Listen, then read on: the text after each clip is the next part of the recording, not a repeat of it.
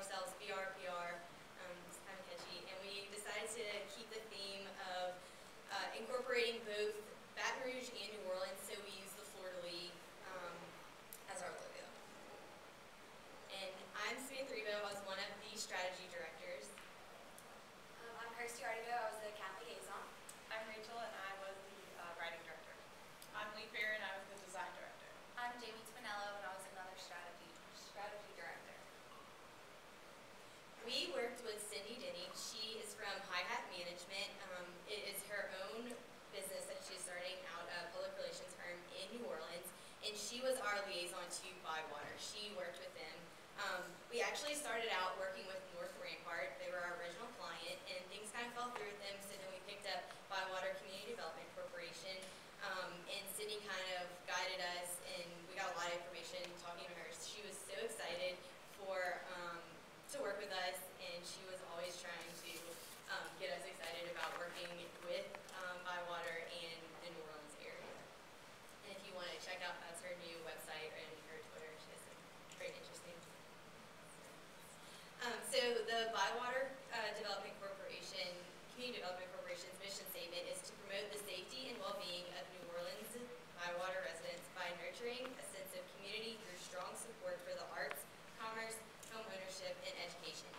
And they're a nonprofit organization aimed at really getting the Bywater residents involved in the community and events that go on. It is a very artsy environment, and they just want everyone to be on board and help support the local economy, especially after Hurricane Katrina.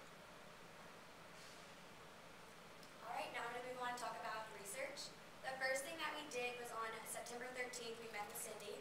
And for this meeting, we really just kind of learned about the history and the background and why it's so important for Bywater to keep their area preserved and keep the history. They really want to bring in new technology, but they don't want to completely dismiss their background. Like we talked about, Cindy was very enthusiastic in this meeting. We didn't really make any final plans in this meeting. We just kind of talked about things. On October 3rd was our next one, and that's when we solidified all of our plans. We set our event date for November 10th at 5:30. And we partnered with the Art Crawl, so our scavenger event was with another event. For media research, we looked at previous events. Some of them were our Photo Nola, which is a photography festival that has galleries and different artists. And it's also been featured in the Gambit Weekly. Then the Milliton Festival, which is a native vegetable to Louisiana, just like a food and arts festival. And then there was the Hot 8 Brass Band Photo Project, which benefited education, music programs. And then in NOLA.com and Times-Picayune, they had a story about St. Claude Open Art Studios, and that was on November 7th. And they also mentioned it in Visit LA and put on the calendar. All right.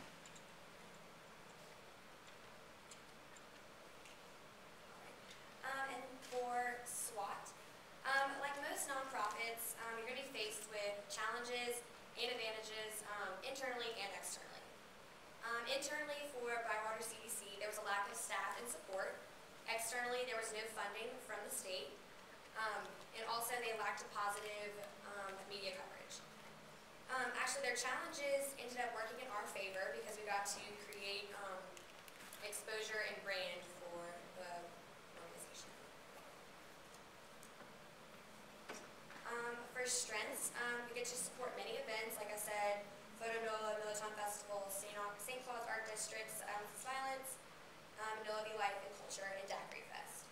They kept all of their locals and the public very up to date with events, and they really nurtured the true spirit of Bywater through strong support of arts, commerce, homeownership, and education. All right, now on to weakness.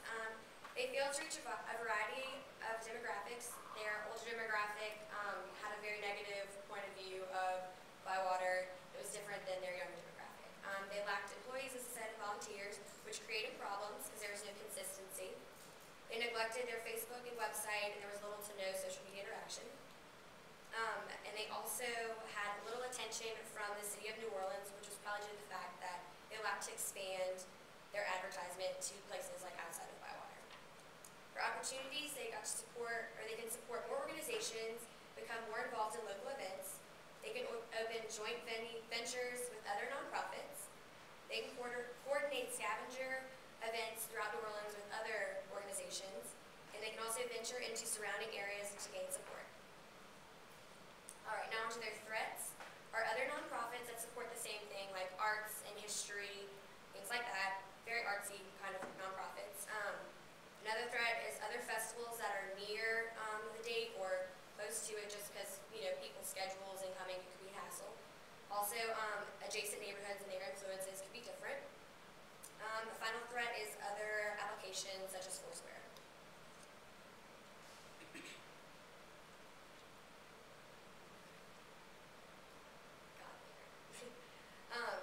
Alright, for the problem statement. Research led us to believe that Bywater needs to launch a promotional campaign to let locals know who they are as an organization, and they also need to set their demographic.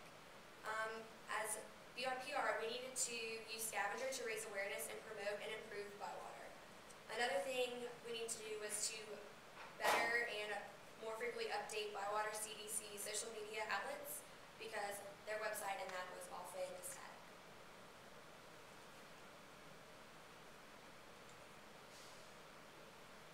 Right, so target audience is next. Our main target audience was the local Bywater residents, because they cared for the Bywater area and they wanted the community to thrive. Most of them came back after Hurricane Katrina because the Bywater neighborhood was not really that much affected, so a lot of people moved there as well. We took our info from the 2010 census, and the female to male ratio ranged from 45.8% female to 54.2% male. And our largest population of residents ages are from 18 to 34, with a 29.6 of that population. We also had our age ranges from 35 to 49, and that was only 26.8% of that population. So we decided to focus on the younger demographic because we felt it was more easier to influence them by our tactics. Race was also a factor that we took into account, because the largest race of the Bywater neighborhood is Caucasian, but the second largest is African Americans, which both made up almost 90% of the Bywater neighborhood population. So we decided to focus on that, and out of that population, we wanted to focus on the young social entrepreneurs, because they can create social change and look for ways to help the Bywater community because they wanted to thrive, as I mentioned before.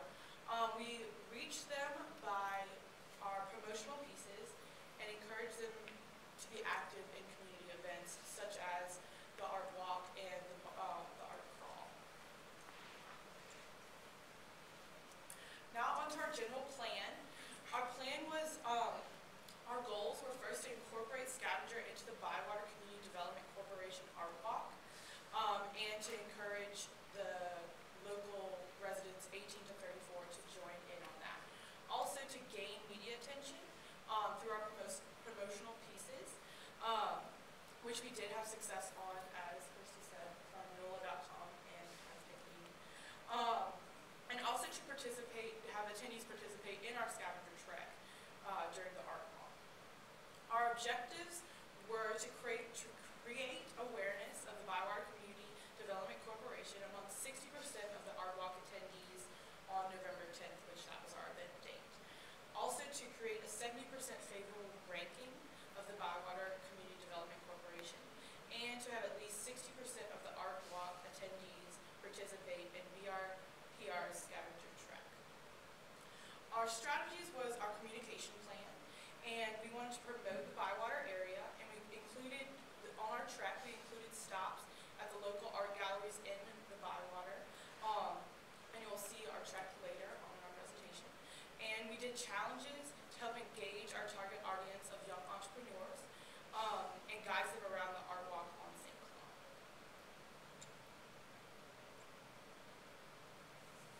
Like we said, we partnered with the art walk because Bywater really wanted to promote the community through the arts. So I'm going to take you through our scavenger trek, and it was on St. Claude in New Orleans. Our first stop was at Birdie's Gallery and Coffee Shop, and we did specific test responses, and we also did photos and open responses. So this question was, what other type of beverage do they have to purchase besides coffee? And it's tea. We really wanted to get everyone inside the venues to see what St. Cloud was all about and what Bywater supported. Our second one was at Staple Goods, which you needed to take a picture of yourself recreating a piece of artwork that you found most interesting. Our third one was at local artist Kevin Klein's studio, and we wanted the attendees to find out what he was doing right now. And this is what he's doing. He's doing a photography collection. Our fourth was at the front, and it's take a picture with one of the gallery's objects of affection by a local artist. Our fifth one was at Cajun's Pub, and we wanted everyone to take a picture in front of the famous semicircle mirrored bar, and they have about 100 different liqueurs there. Our sixth one was at Zidaloo, I can never do that right, Nitzy and Light World, and she does different accessories as well as art pieces there. Our seventh one was actually, the artwork has tents, so that promote different artists, and one of them, he wasn't an artist, but he does a lot of design work, and his name is Earl Carlson, and we wanted to know, we wanted everyone to find out which is what he did.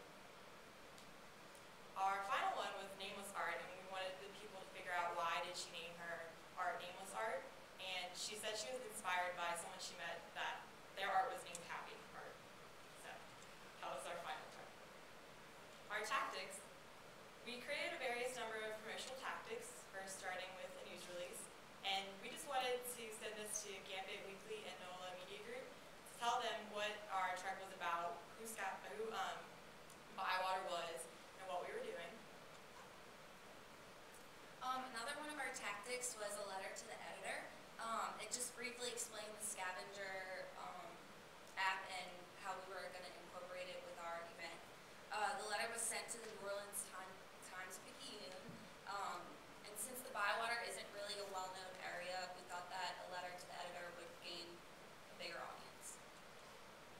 The next tactic was the newsletter, and we just wanted to have something catchy, brochure, and we just wanted to have something catchy for people before the event started to tell them who Bywater was in case they didn't know and they were just attending the art walk. And we also wanted to have some information about our trek and scavenger. So that was our brochure.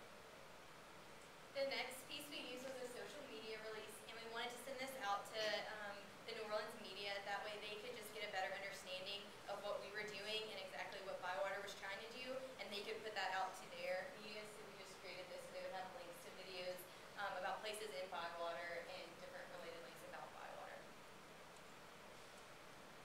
Another tactic we used was a save the date flyer, which was put out about 3 weeks before our event, just to raise awareness of the St. Cloud Main Street Open Studios and the scavenger trek, which had our QR code to download the scavenger app.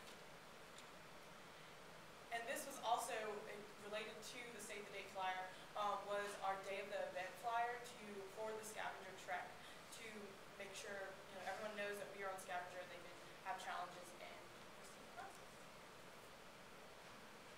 Our next one was actually a flyer about scavenger, because we figured a lot of people probably have no idea what scavenger is. So we created this, and we used the same QR code that would link to the scavenger website, and then also just have a couple of quick facts about questions they probably had about scavenger. So we just handed this out the day of the event as well. All right, and the last one is a fundraising letter in hopes to raise money for our grand prize for our winner, and it was sent to Genovo Communications that works a lot with nonprofits. In conclusion, our takeaways would be pretty much if we would change the Bywater. Yeah, we wanted to make sure that we had full access to our social media cities in order to promote the event. And we wanted to gain a larger target audience. So service learning is ultimately about serving the community, and we knew that the Bywater was going through a renaissance, so we wanted to